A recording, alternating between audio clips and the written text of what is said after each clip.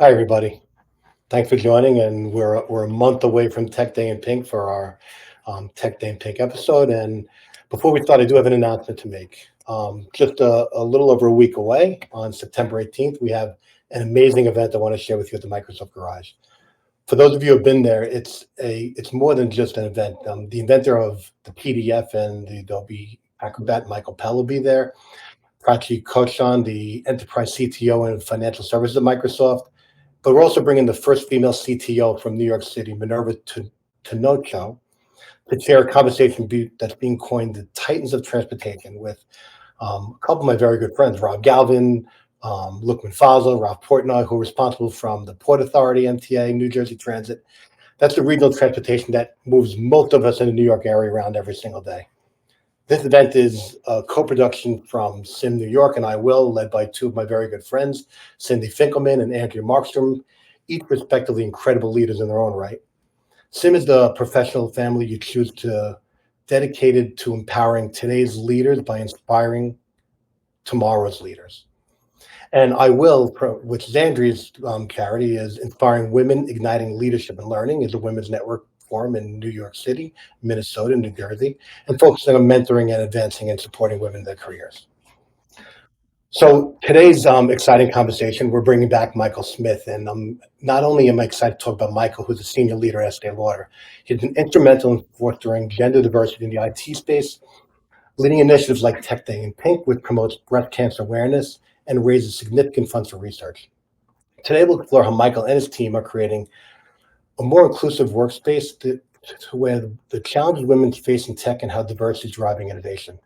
So whether you're a leader looking to build more inclusive culture or someone who's navigating the digital landscape, this is where we'll see actionable insights and help you succeed to get more of a diverse look in your organization. So Michael, who I've met through the Inspire Leadership Network and through many times I've watched him speak, is a senior leader at Estee Lauder, committing to fostering gender diversity and building high-performing teams in tech. He started Tech Day in Pink, which raises awareness and funds for cancer research while promoting inclusivity in the IT space. 35.2% of Michael's global IT team is female. Michael, the owner of the Cosmic Rangers, he's also the founder and board member of TechPack, which is inspired by the Tech Day in Pink, which rallies diversity, inclusion, and technology. It helps promote people with a passion in technology and have the opportunity to succeed. Welcome, Michael. Thank you, Robert. Thanks for having me today, and I'm really looking forward to that 𝗖𝗿𝗏 and SIM event. I think that's going to be fantastic. So, Michael, about a year ago, we were at the Microsoft Garage celebrating Tech Day in Pink, and this year I think we're going to be at the Paramount, right? Yeah, Paramount. We have the benefit concert. This will be the third year that we've done this. I've been able to personally sponsor it along with a volunteer army of people, volunteers that have been very dedicated to this. But Paramount has dedicated their venue. It'll be twice as large, which means we can have twice as many people and hopefully raise twice as much money for breast cancer research. Tickets, I will be posting about the availability of tickets next week. For anyone that wants to go, ticket sales go directly to the Breast Cancer Research Foundation. And we have Grammy-nominated artist 𝗶𝗃𝘀𝗶𝗴𝗵𝗁𝗁𝗁, and it's going to be a phenomenal evening. And by the way, if you want to listen to this stuff, I learned yesterday that you have to say pink sweat dollar. Pink sweat dollar, okay. Pink sweat dollar, because the S in sweats is a dollar sign. So Amazon doesn't recognize pink sweats. Pink sweat dollar. See, we learned that today as well. So, Michael, can you tell me what's the significance of Tech Day in Pink?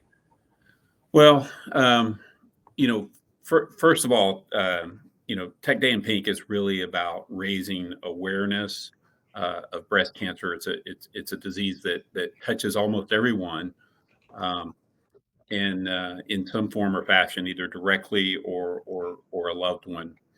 But surprisingly, it's not discussed very much, and particularly in some cultures. And it's really about raising awareness around that, but also funding research.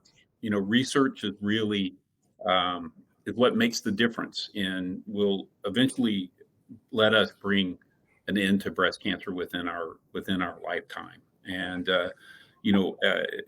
specifically, I support the Breast Cancer Research Foundation, BCRF.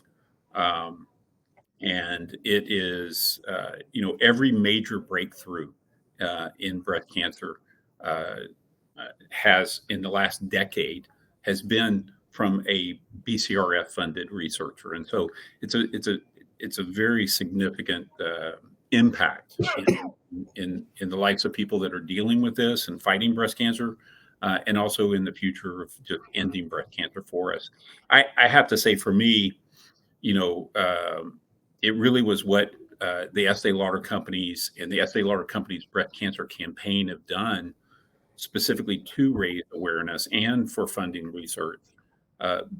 What they've done both inside and outside the company, that's what inspired me to create the Tech Day of Pink. And, once I learned about that, I really wanted to rally my own community, which I know tech the best. And so I wanted to rally technology in the same way. And I know how powerful the technology community can be when they set their mind to something. And, the way that Tech Day of Pink has grown shows just how committed the tech space is to this cause. But I have to say, beyond what Tech Day of Pink has done for breast cancer research and awareness, I feel that it's also positively influenced others in the broader technology and IT community to get involved in causes that matter and foundations that are important to them. We have so much reach as a group, and it's really important that we use that for something good. We talked earlier today, but you started other components because of Tech Day and Pink. Yes, I have to give Janet Sherlock credit for that. We were actually in a town hall at the start of COVID, and I had invited 𝗶𝗏𝗵𝗁 𝗠𝗏, who was at Foot Lockers at MetLife at the time, Monica Nerger at Mandarin Oriental, and Janet Sherlock to speak to the team about how COVID was impacting our respective companies and industries, which are have a lot of things in common and some adjacencies. And it was the day after George Floyd's incident, and Janet said, Janet was the one that said, "Hey, instead of talking about COVID, let's talk about specifically what this means. This is what's going to be on people's minds." And I agree. We shifted the conversation, and Janet at one point said, we were talking about the lack of, at that point we were talking about the lack of representation of different groups in technology roles, and particularly senior technology roles. And Janet said, "Well, what if we?" She goes, "The Tech Day of Pink has been super successful in rallying the tech community. What if we did something similar around advancing diversity and inclusion and creating opportunities for anyone that wants to succeed in this space?" And, I took that away and kind of thought about that for quite a while. And then eventually reached out to a number of people, Seth Karpian, Earl Newsom, and others, and Guth at the College of Southern Nevada, reached out to them and just said, how do we shape this? And that led to Tech Pact, which I think is making a difference every day in really a cradle to career type of approach, really working with even as far as middle schools in terms of advancing opportunity. I think it's great in everything you do and you give back, Michael. I remember also from our show last year, the ribbon was started by Estee Lauder many years ago. You just continue to bring that forward. We did our selfie about a month ago together at one of our Inspire meetings, but I think it also brings us together as a community. It doesn't matter what industry you're in. We all just want to give back and help. And you've been a leader and a partner and a friend for so long. I'm just happy to be there and give back. So on the I think we're exactly a month away, on October 10th. Your team will be there. Everyone's supporting you, and we have a couple of your team members here today. So at 32 and a 30, I'm sorry, I forgot the exact number, but I have it written down here. Suzanne gave it to me. 35.2. 35.2%. I've had, since we've talked about doing this year, I've had hundreds of people reach out and calls, and it's hard to maintain, to find women in technology, and let alone maintain a percentage over 15 or 20%, which industry average is very low. But you continue to maintain over 30% across the years. What's it like to go find women in leadership and maintain that? And for you, continuing to do that is great across the board. But for you, what drives you to continue to bring that diversity?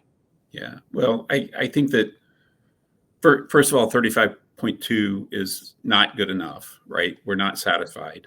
I believe that that organizations should represent the consumers that they serve, and in the globe, that's a very different percentage, gender percentage out there. Look, I think I am fortunate to have the opportunity to work with so many great thought leaders, so many committed, passionate individuals, women and men alike, and it's there's some amazing leaders at this company and on my team, and I just feel very fortunate and blessed to work with people like Lynda and Amy and so many others that are on our leadership team. I think in terms of how do you maintain a percentage? To me, the percentage is a score is just a scorecard of how well are you, how well are you actually providing opportunity for people and really making the effort to go look for the best talent. And when you go look for the best talent, those numbers are going to emerge in the way that they should. And so we have more work to do, but we're on the path. I think you're more than just checking a box, and I'd like now to start bringing your people, because it's not just people in your org. And today we're joined by two senior leaders in your organization. And if we could let's start with Amy. Amy Kleinberg, she's a VP of North American Technology and a regional CIO at Estee Lauder. Amy is a results-driven technology leader with 20 years of experience delivering innovation business solutions that boost revenue, profits, and operational efficiency. She's excels at leveraging technology to shape brand strategies, driving competitive advantage and enhance customer experiences. She specializes in digital transformation, e-commerce, global application management, and business intelligence, consistently translating business goals into actionable IT strategies that deliver shareholder value. Welcome, Amy. Thank you, Robert. That was quite the introduction. Well, and another one of Michael's senior leaders is Lynda Pak. She's the divisional CIO of the Global Brands and Functions team at Estee Lauder, another senior IT executive leader with deep expertise in leading complex technology implementations and driving operational sustainability. She combines strategic P&L management with business planning to increase revenue, improve efficiencies, and respond to evolving customer needs. She has a strong understanding of the intersection between technology, retail, manufacturing, and finance. Lynda excels in strategic planning, solutions design, and large-scale business transformations. Welcome, Lynda. Thank you. Happy to be here.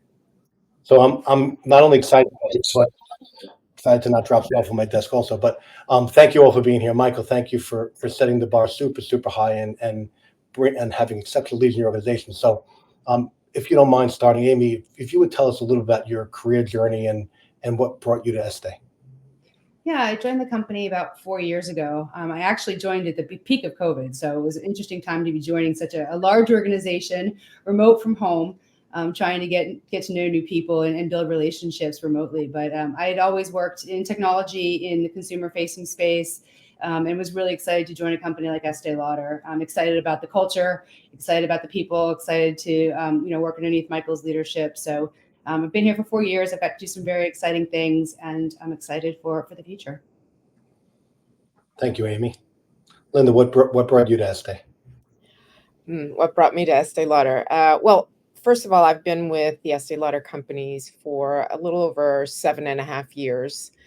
And prior to Estee Lauder, I was with another big box retailer and was really looking for the used the term intersection in the introduction of me, and it was an introduction of something that I truly loved, some products, consumer goods that I connected with, along with technology. And Estee Lauder Companies has an incredible brand, has portfolio of some incredible brands, and it was not a very difficult decision to say to come to Estee Lauder as leader.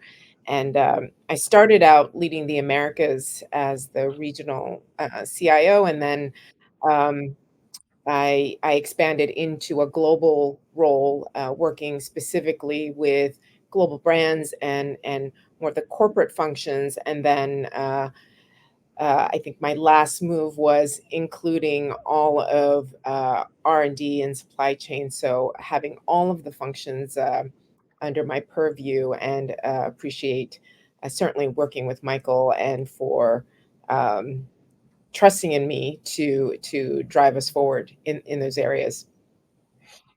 So, Linda, Amy, I remember the first time I saw Michael. Michael was presenting, and this is long before he was at Estee. And the first time I met him at one of our Inspire meetings face to face and got to share that story with him. I hate to say women leadership, right? Because you're tremendous leaders in your own right. I read your bios. I've researched you. Tremendous leaders on your own. But as women in leadership, working for someone as a huge champion for having him win leads, what's it like working for, I'm going to use this term, a Michael Smith? I can start since I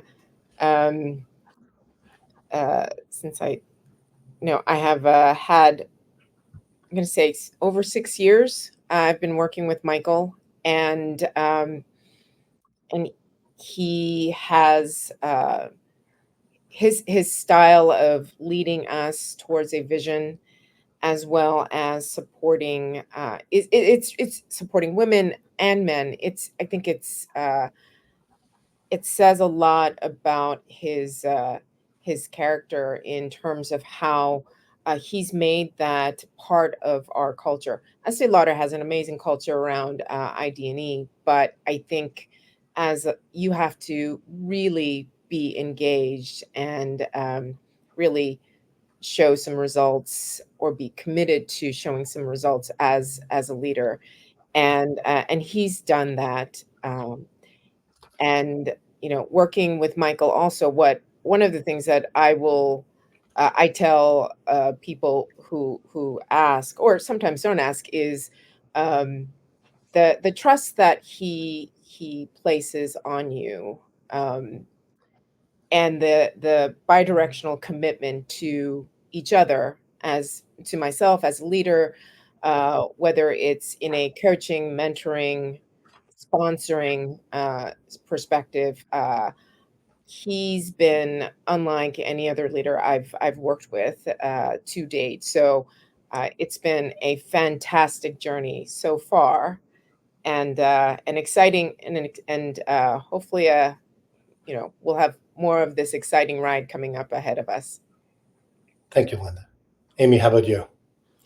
Yeah, I really found that Michael embodies the culture of Estee Lauder in general. So I'd heard before when I was considering joining the company that they really put people first, and their employees matter. And it's not just about the business, but it's about actually empowering people and giving people opportunity. And I found that in this organization since I joined. So, Michael really inspires us to take on stretch assignments, to do new things. I was fortunate enough a couple of years ago to co-lead Tech Day in Pink, which was a tremendous opportunity. I got to know so many people within the IT organization and externally, got to see how much, the overall IT community was motivated by this cause and how important it was to him. And it was near and dear to his heart, and that just permeates through everything he does, and it permeates through the organization. I think all the leaders in the organization and folks at all levels really care about each other, care about the causes, and care about things outside of the workplace, and that's a really great place to work. So, Amy, can you talk to me a little bit about your leadership style? Yeah, I mean, I think I do have an inclusive leadership style. I really treat everyone as equals. I think teamwork is so important. Collaboration is so important. But I always try to empower my team and those around me. So, making sure they have the resources they need to be successful, whether that's, dollars, whether that's, people. I feel sometimes a little bit like I'm a linebacker. I'm blocking and tackling to make sure that they can be successful, but that's my job, right? I want them to be successful. I want them to lead. I want them to grow. And I do everything I can to try to remove any challenges they may face. I also think it's really important to appreciate, especially when people go the extra mile and give people a pat on the back and let them know when they're doing things well. People that are appreciated are definitely super inspired and motivated to do more. And I think recognizing team members and recognizing accomplishments is really critical. And we celebrate our successes together.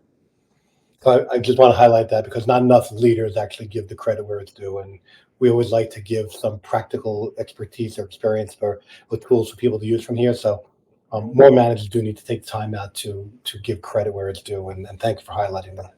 But I think that's part of our culture, and that's promoted within. And so, which makes it even more delightful when you're able to recognize somebody within the tech organization. And Amy does that, fabulously within her teams, and we encourage all of our leaders to recognize the amazing work that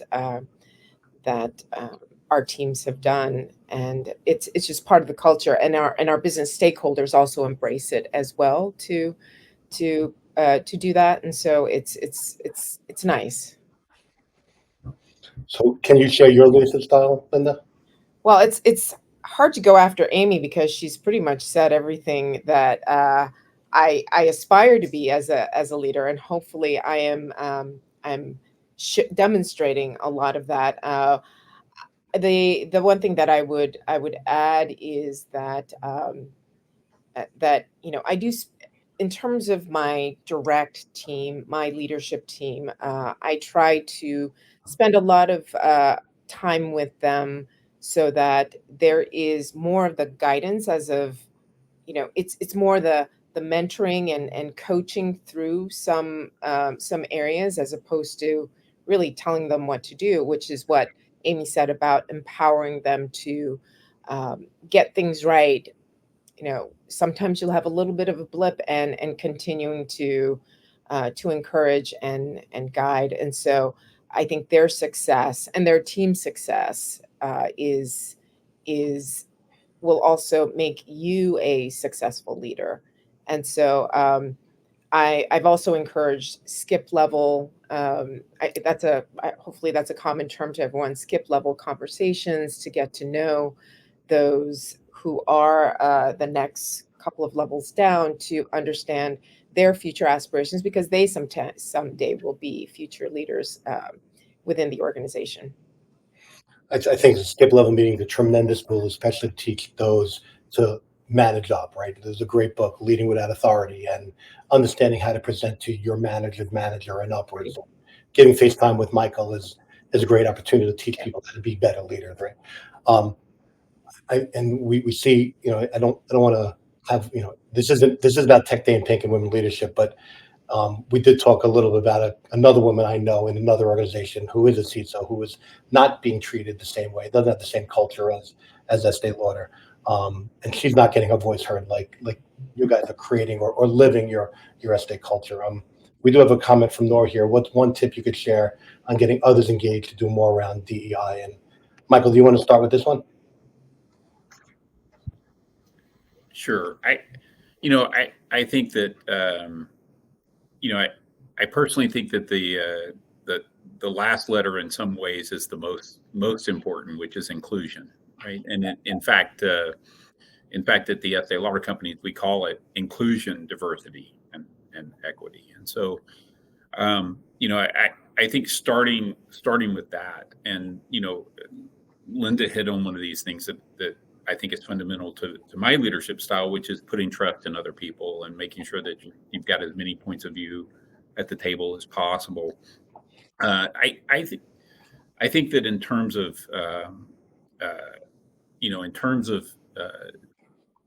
encouraging others to do more and to engage in this space, I think you have to share the value. What is the value of having a broader set of people at the table. And what do you get from that? Because like anything in life, you almost have to talk about the what's in it for me type of thing. You shouldn't, but that is kind of where you have to go with this. And what is the business value of driving diversity, driving equity, and being inclusive? And there's a real story there. And I think that should appeal to anyone that isn't already kind of naturally in their DNA, that they just care about people in general and they care about individuals. Yeah, I want to riff on that a little bit, Michael, in that I think each individual has to look within themselves to really be truthful about their unconscious bias. And I know it may be not as obvious, but to really think about, do I have any unconscious biases? And that is a place to start. So I would really, if you have goals and you've got development goals that you want to work on from a DEI standpoint, I think it's to really look within yourself and be truthful about any unconscious bias and work through how you can evolve to be more of an advocate, that it becomes more part of your DNA. I think it's one thing to go through the actions and say the words, but unless you're truthful with yourself about what your own unconscious biases are, I think it's only a part way. So you have to look internally as well as action externally. So, Amy, I'll get to you in 1 second, but Lynda, I want to just play off of your bias and Michael add to your inclusion. But we had a conversation prior, before we came out here, about including men into these conversations about diversity and women in technology. So, Lynda, can we just elaborate on that conversation about could men be invited to this conversation? Absolutely. I think it's absolutely critical for men to be invited to the conversation when we're talking about female colleagues and the support that female colleagues need, the voice that they have, whether it be meetings or one-on-one interactions. I think that if we don't include men as allies and in some cases advocates, and Michael is an advocate and he happens to be male, I think that we're only having part of that conversation, because it can't just be women trying to change things for other women, and we've done that, but we need our male allies to help us get there as well. In some cases, when you're dealing with finding your voice in a meeting, you can't do it alone. Parenting, and just like parenting, you can't do it alone as a woman. And so some of those conversations also have to start at home to get that support from the males in your life. And so I think it has to be an extension of that.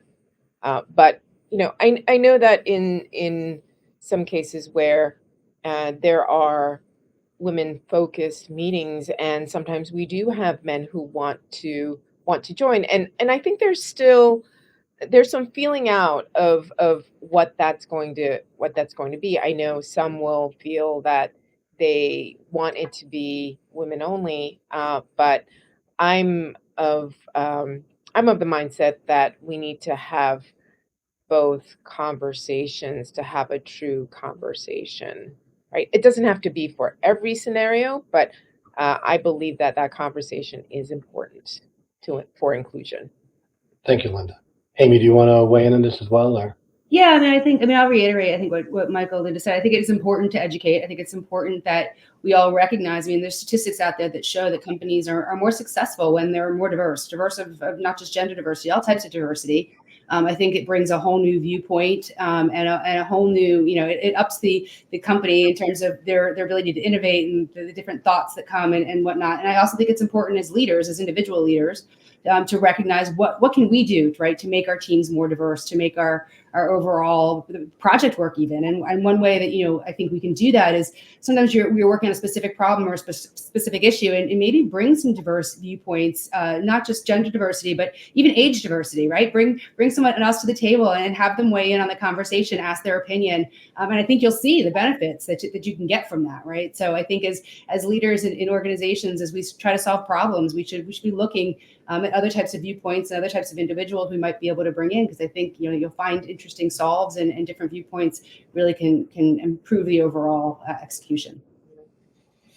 So, and I love this, right? It's we all need to be part of the conversation, and when there are no women in the room, we still have to have those conversations, right? We can't just have one woman present. I have a son and a daughter. They're both treated differently but equal, and I have to champion the rights of everyone. But my next question, I guess, would be to how do you find there's a balancing act, right? You have the demands of being a leader, and especially a leader in a global organization like Estee Lauder. The three of you have tremendous responsibilities in and out of the office. Amy helping launch Tech Day in Pink, Michael running Tech Day in Pink. Everything that the three of you are doing is far exceeds what the average person probably does every single day. But how do you find that balance, not only in work but outside of work? And what advice would you give to support other women within IT, who IT, we all know sometimes you don't get to go home at a normal 9-to-5 job, and when the proverbial stuff hits the fan, we're stuck there all night long. What advice do you have for other people trying to find that balance in their life and not let work overcome them? So, Lynda, you want to start with this one? Absolutely. For me, something I said earlier, and as a leader, I do put a lot of trust in my leadership team and being able to have, I have a very strong team, and so that gives me that helps me with the balancing part, right? So from a work perspective, I don't need to be involved in every single detail because the trust is there, and I think that is so critical to achieving some of the balance, knowing when you need to really step in to help manage through something or the other. I think the other part is knowing what the things are that take priority in your life. And early in my career, I was taught the term crystals and balls, right? Instead of just juggling balls, you're juggling crystals and balls, and knowing what your crystals are that you cannot let drop, and knowing what the balls are so you can let those balls drop and bounce. And sometimes they become crystals, and I thought that was such a valuable little tidbit to constantly think through. And I always have a visual in my head when I'm dealing with many things, thinking about, okay, which ones are the crystals and which ones are the balls.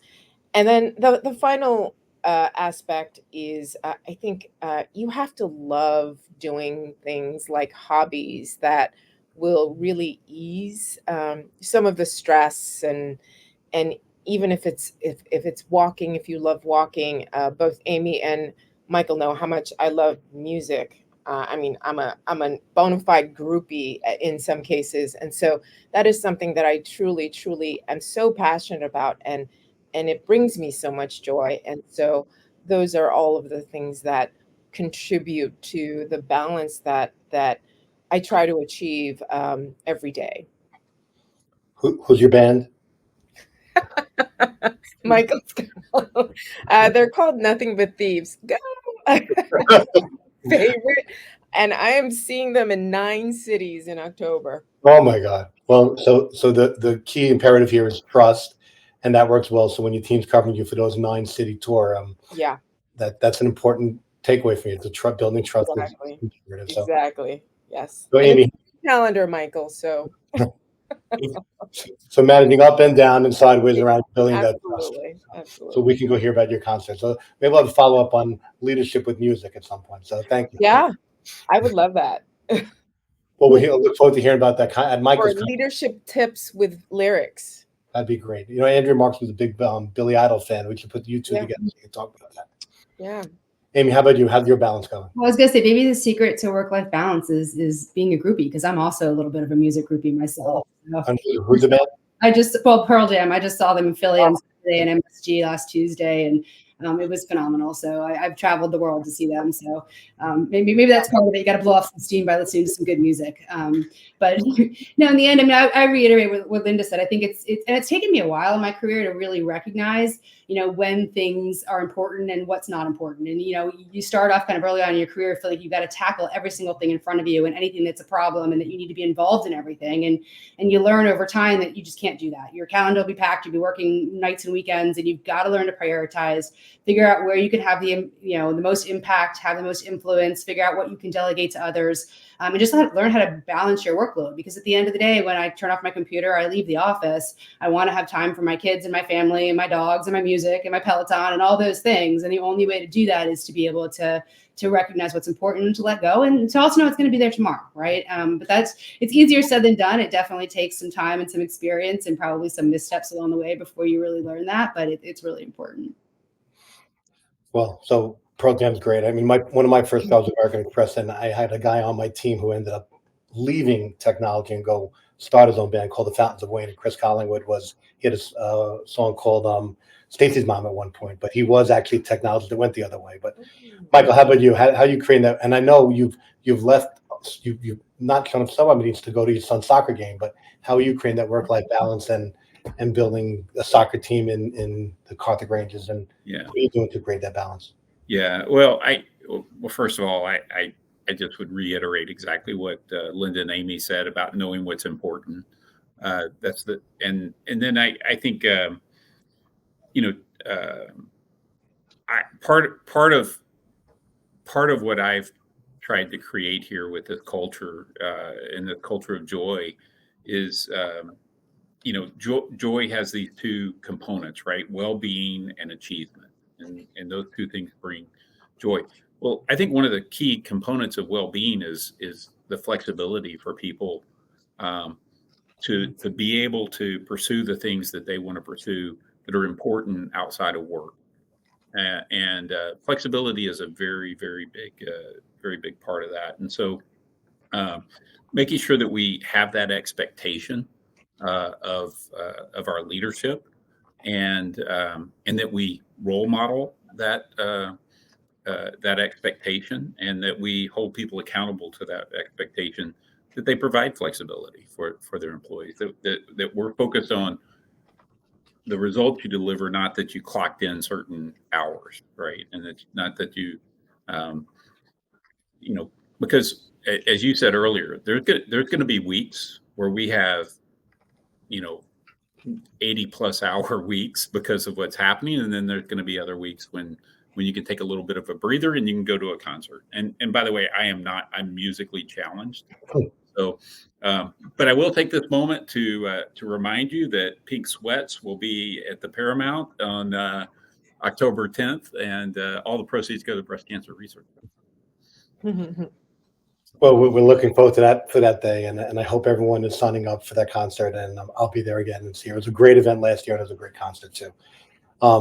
So I am looking forward to, while we will talk about Tech Day at Pink in a few minutes, we have some really amazing leaders here. I want to make sure that we get some of their advice from aspiring leaders, right? And we want to continue to inspire some women to get involved in technology, and there are some leaders here that, leadership transcends gender. But Michael, if we could start with you on this one, do you have any advice for some that you can inspire some leadership, what they could do to get into leadership, and think that you could embark to them to make their path a little bit easier? I think a couple of things. I think one very tactical, which is find your sponsor. We talk a lot about in your champion, right? we talk a lot about mentors, and sometimes our mentor can also be our sponsor or our champion, but you need that person that talks about you and says great things about you and advocates for you when you're not in the room. And I think making sure that you understand who can be your champion, who can be your sponsor, is something that's important in your career. Probably more, maybe even more important, is I tell people I think that sometimes you just need to raise your hand to say, I want to take something on, because you see a need, and you raise your hand and say, hey, I see a need here. I can help drive this to resolution or drive this to a new opportunity. And sometimes that means getting out of your comfort zone, but staying in your, kind of staying in your defined job description is not going to give you that chance to advance in your career. And I tell people, I think my biggest career break at Nike was I saw a project that was struggling. It was completely outside of my space. And I went to the CIO and I said, I think I know how to solve this. I kind of laid out my plan, asked for permission to go drive it. And I was given that permission.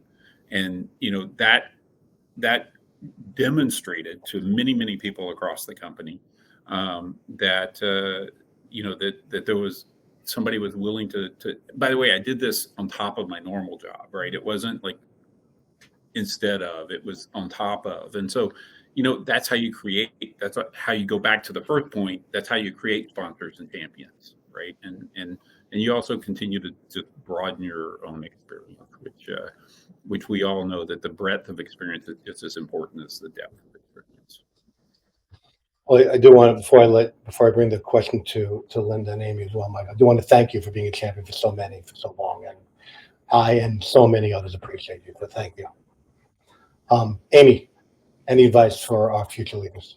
Yeah, I mean, I think what Michael said about going outside your comfort zone is important. I mean, technology permeates all of our lives, and you may know you're interested in technology, and there might be many different parts of technology organizations that you can explore before you really find your sweet spot, right? So there's engineering development, there's project management, you can do business analysis, you can work in QA.